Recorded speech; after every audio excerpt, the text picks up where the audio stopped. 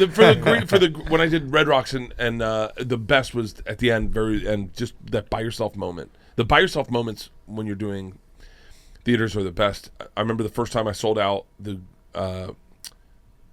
what's the one in Boston, the Wilbur.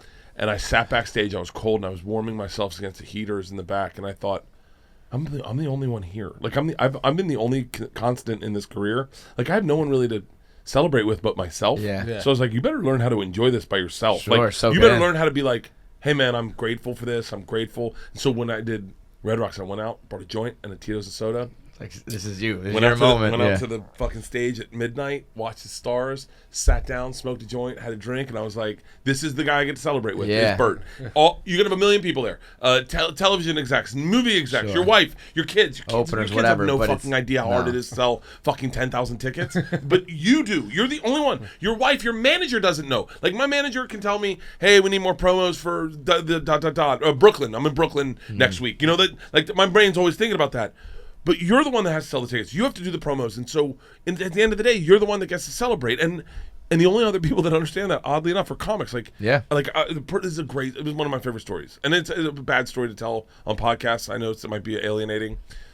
So I was in Vegas, right? I did 2 shows in Vegas at some theater.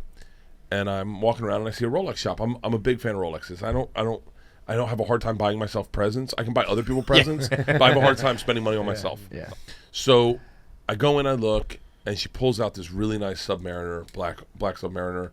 She's like, you should buy it. It's whatever. You can Google how much a Submariner costs. Mm-hmm. But I'm like, I don't know. I don't think so. But if it was for someone else, you'd be like in a heartbeat. In a heartbeat. No and problem, I just bought my wife a Rolex 2 months before that for her birthday in August. I bought her Leanna Rolex, and I had no problem spending that money.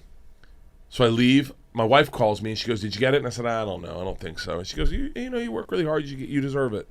And I was like, and then I get a message from Tom and text me. He knew I was there. I sent him a picture, and he goes, "Did you get it?" And I said, "No." And he writes back, "Hey man, you are the hardest working guy I know in comedy. You are on the road months at a time. You live on the road. You live working. You never take a break. You're flying to Austin to do 2 Bears, 1 Cave. You are working at the highest level in our business. If there is anyone that deserves this watch, it's you." Yeah. So there you go. Oh, right? I bought beautiful. it. Right? I go back and buy it. The next day I call Tom. I'm like, "What are you doing?" And he goes, "You know, man, I sent you that text, and I realized the same applies for me." And I was like, "Where are you?" And he goes, "I'm at a Rolex store." I